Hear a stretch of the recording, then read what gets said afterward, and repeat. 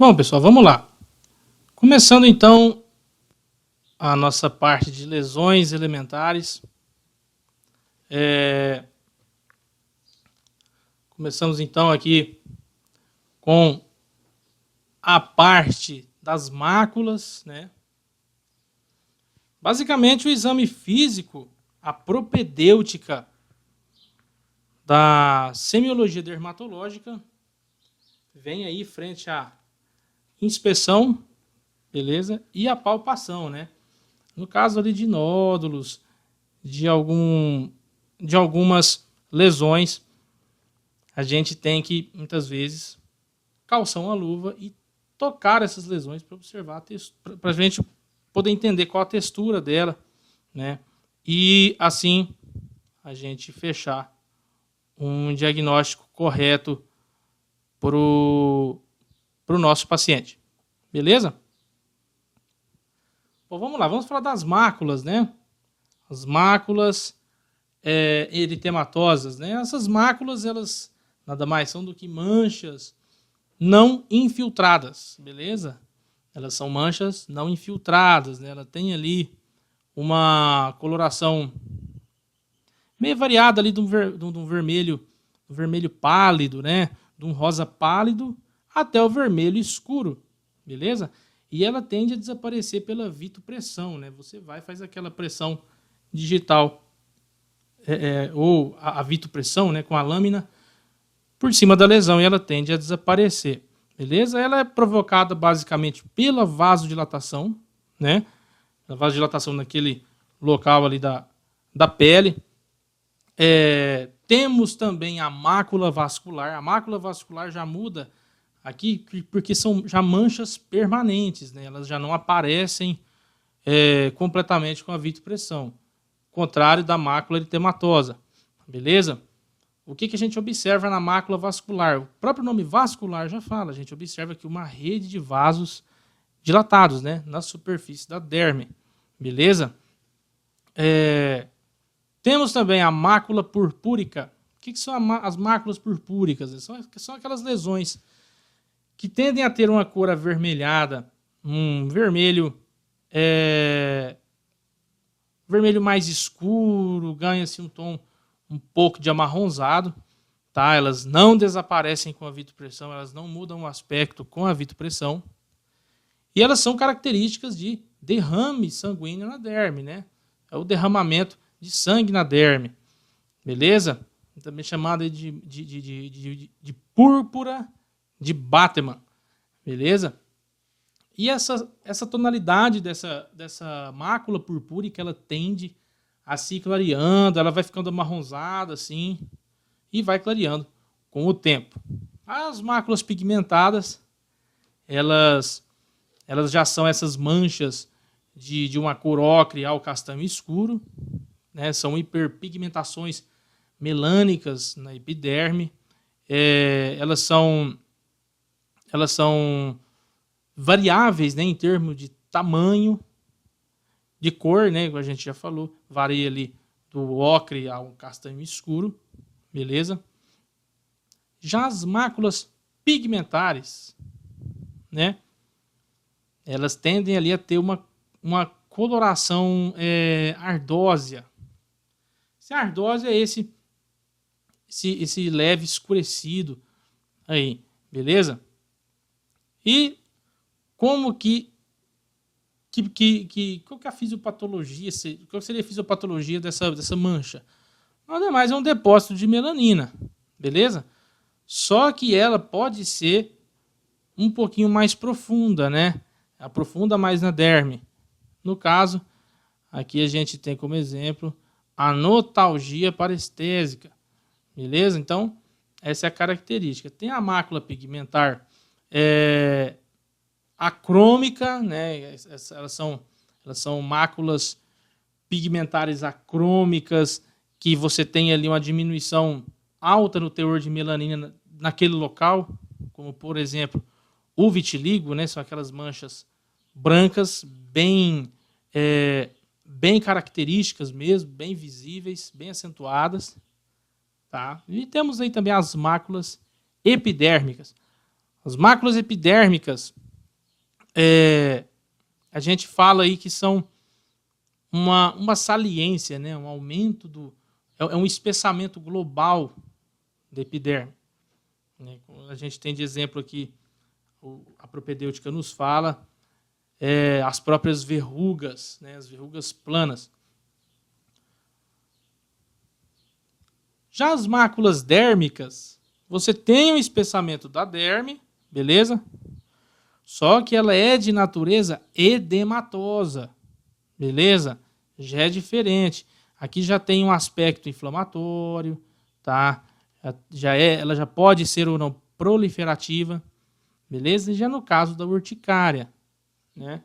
São essas manchas saltadas, edemaciadas, ela não é plana, igual a pápula epidérmica, beleza? E também temos aí as pápulas dermoepidérmicas.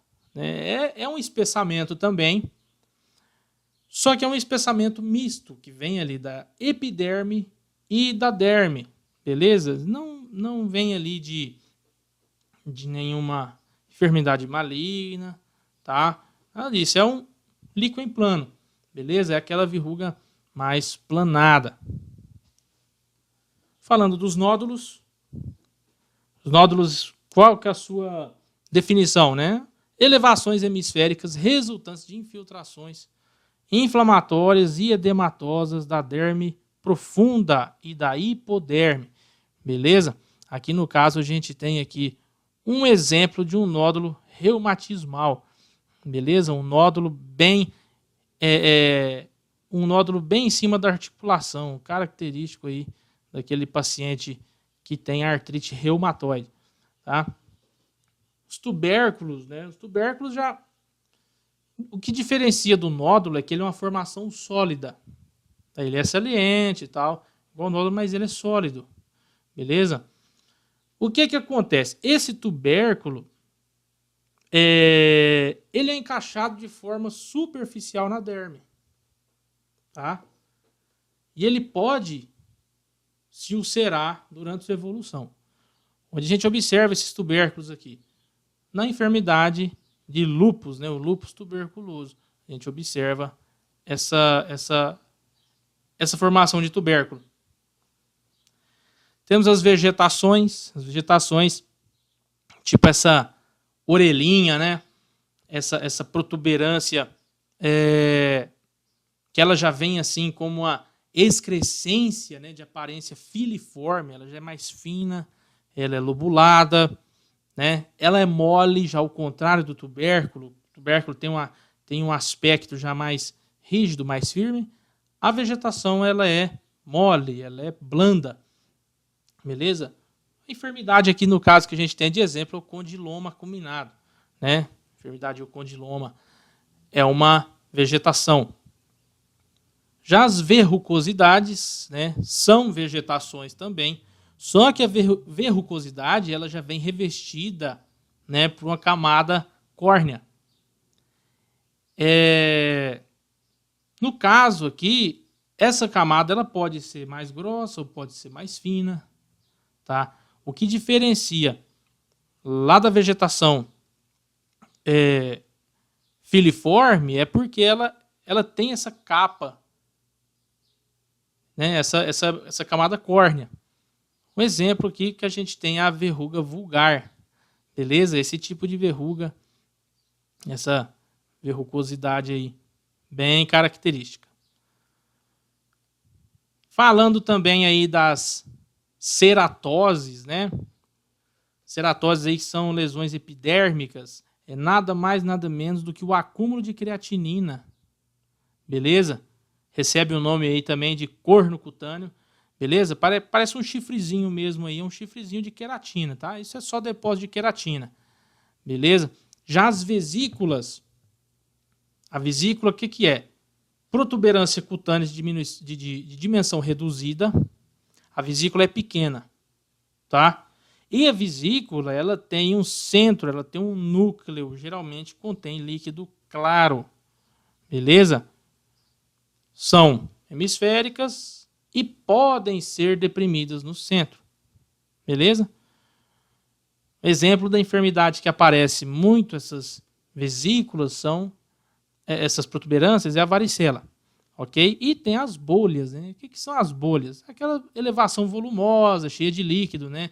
Geralmente aí líquido claro, pode ter também aspecto hemorrágico dependendo a sua etiologia, né? No caso aí, líquido claro, a formação pela queimadura, né? Queimadura térmica, especificamente falando. Tem queimadura química também que pode fazer isso daí. Enfim, o que caracteriza ela é que ela não tem uma forma correta, tá? Ela pode ter uma dimensão maior, menor, beleza? Ela pode ser flácida, ela pode ser firme. Né? Quando ela está muito cheia de líquido, ela fica um pouquinho mais firme ali, ela fica com um aspecto mais brilhoso, beleza? É aquela bolha de queimadura. E as pústulas, diferente lá da vesícula, né? A pústula, ela já tem pus, ela já tem líquido purulento no centro, beleza? Ela já pode não ser redondinha certinho, não, tá? Ela já vem ali com uma dimensão mais variada, ela tem uma cavidade central e a pústula, ela tem pus, beleza? O que ocorre aqui? No caso, pustulose palmoplantar. Beleza? Aquele paciente que chega para você, tira o calçado, ele está cheio de bolinha de pus lá no calcanhar. Beleza? Então isso é a pústula. A pústula ela tem pus. E a escama, né? A escamação. A escama, ela nada mais é do que o acúmulo, né, de células córneas. Essa célula ela resseca, ela está seca e ela se desfragmenta. Beleza? Essa desfragmentação não tem uma forma caracterizada, não é arredondada, ela não tem uma forma específica, não tem dimensão específica. Vai do membro afetado aí, vai do que for sua etiologia. E as crostas, beleza? Diferente da escamação, da escama, a crosta, ela é provocada pela dessecação de lesões exudativas, hemorrágicas ou purulentas. O que acontece? A crosta, ela já é algo que vem aí de uma reação inflamatória, beleza? A gente observa aí por cima do nariz do paciente, ó, tem esse aspecto já amarelado, beleza? Está bem avermelhado embaixo, você já observa aqui né, algum tipo de infecção, enfim, alguma reação alérgica, tá? No caso aqui, a gente tem aqui como exemplo que essa propedêutica aqui, que esse material nos mostra o impetigo, beleza? O impetigo, gente, não é que ele vem diretamente dessa forma, né? O impetigo ele pode vir bolhoso, né? Vem ali pelo aparecimento de bolhas, tal, de tamanho variado. E o que acontece? Quando rompe essas bolhas do impetigo, né, ela deixa essa marca avermelhada e aí começa essa crosta, né, ela sair também, começa a virar essa crosta. O impetigo aí, para quem ainda não teve um maior conhecimento aí, causado aí por bactérias do tipo Staphylococcus aureus, né? Também aí muito comum por bactérias aí do gênero do Streptococcus, beleza? E as clássicas escoriações. Escoriação é quando você tem uma exposição da derme, né? É o caso daquele tombo que você leva e toma aquele esfolado. Você teve uma escoriação. Escoriação por fricção, beleza? Isso aqui, sem dúvida, né? Então, não tem padrão também, vai depender do que ocasionou essa escoriação. Já as fissuras, né? As fissuras, elas têm um aspecto linear, beleza? Fissura tem aspecto linear, pode ser sim circundado ou não por aquela hiperceratose. Né? Pode ter aquele acúmulozinho de queratina do lado, parece aquele corinho que forma do lado, né? Aquele clássico pé de atleta, aquela micose no meio do dedo, beleza? E o que acontece? Quando você tem essa hiperceratose, muitas vezes você vai ter o rompimento da derme superficial. Tá? Ela é bem característica por fazer essa fissura, né? Esse rasgue da derme aí ocasiona a fissura, né? Então a fissura é uma ulceração linear. Temos as ulcerações que não são lineares também, tá? Podem ser aí, no caso, a gente tem esse exemplo aí, é uma escária de decúbito, né? A escária de decúbito é aquela lesão que forma pelo paciente ficar deitado por muito tempo, na mesma posição. É aquele paciente acamado, beleza? É aquele paciente que fica na UTI, que fica lá no leito de internação, né? Então a enfermagem tomou cuidado para virar esse paciente, está trocando esse paciente de decúbito, mudar ele de posição pelo menos de 2 em 2 horas, para evitar essas escaras de decúbito, né? Escaras por pressão. Também você vai ver aí esse nome, escara por pressão ou escara de decúbito. Beleza? Que paciente se observa muito? Aquele paciente acamado que geralmente é cuidado em casa. Tá? Então, às vezes, quando a família não tem um bom cuidado com esse pacientinho, ele tende a aparecer com essas úlceras. Tá? Ou, às vezes, o paciente é bem cuidado demais, mas está calor demais também, não tem um ar-condicionado, pode acontecer isso daqui. Beleza, gente? Então, são N situações. Outra lesão elementar, gangrena. A gangrena já é aquela área necrótica, né? Necrosou, morreu ali. Essa necrose, ela sempre vai vir associada por obliteração, tá? Arterial ou arteriolar, por obstrução, ok?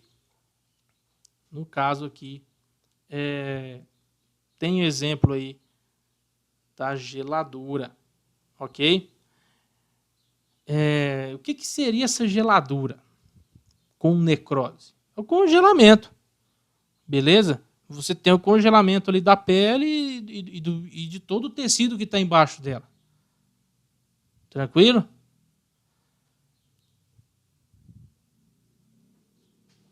A lesão elementar atrófica, né? A atrofia da pele, que é quando você tem aquele afinamento da pele, aquele adelgaçamento da pele.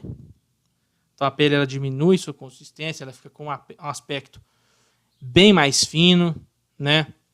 Diminui a elasticidade. Normal pela idade ou sinal claro também aí de um paciente muito desnutrido, tá? Por um longo período. Beleza? No caso aqui a gente tem como exemplo a atrofia senil. Então tem esse aspecto. A pele perde consistência, então a pele fica bem fininha e pouco elástica, tá? Outra lesão elementar, a cicatriz. A cicatriz ela vem ali pela modificação da derme frente a uma secção da continuação da pele, né? Um processo, ele é um processo fibroso que ocorreu ali, né? Durante a reparação de alguma ferida, de alguma lesão. E daí você tem essa modificação do tecido cutâneo. Nesse lugar onde fica a cicatriz, pode ser que tenha ali o aparecimento de novos folículos capilares, dependendo da área, ou não. Beleza? Então você tem uma modificação da derme, você tem uma modificação da epiderme, né? Sinal de processo fibroso de intensidade variável. Pode ser cicatriz cirúrgica, pode ser cicatriz de queimadura, né? Cicatriz pós-queimadura, cicatriz pós-fricção, aquela escoriação, vai depender da profundidade da escoriação. E a esclerose. O que é esclerose? É quando você tem o endurecimento do tegumento, beleza? É o que? Aquela determinada área ali, ela perdeu a flexibilidade, né? Uma condensação fibrosa na derme. Então você tem aquele aspecto mais rígido, né? Aquela pele mais esticada, beleza? No caso, aí citou a enfermidade aí, né? No caso, a morféia, beleza? O que é a morféia? A morféia é esse espessamento aí da pele, né? Ainda também o livro fala que são característicos de esclerodermia, né? Então você tem aí uma placa de morféia, né? Bem característico na lesão aí, na esclerodermia. Bom, outra enfermidade que pode ser associada. Ainda está em estudo, mas é a ictiose. Tá? Ainda está em estudo para saber se isso daí está associado à ictiose. Mas, enfim, resumindo, essa morféia aí, ela é uma esclerodermia, né? Uma esclerodermia fibrosante localizada, chamaremos assim, ok? Uma doença cutânea, né? São ali formação de placas. Essas placas, ela tem, aqui no material não fala, mas ela aparece com aspecto arredondado, beleza? Então essa esclerose, principalmente aqui nessa esclerodermia, né? Essa morféia, ela é caracterizada pelo aparecimento de placas arredondadas, beleza? São manchas lenticulares brancas e elas tendem a ser duras, ok? O que acontece? Observa bem aqui que ela dá a impressão de ser rodeada por um anelzinho branco também, antes dela ganhar essa entonação avermelhada. Beleza?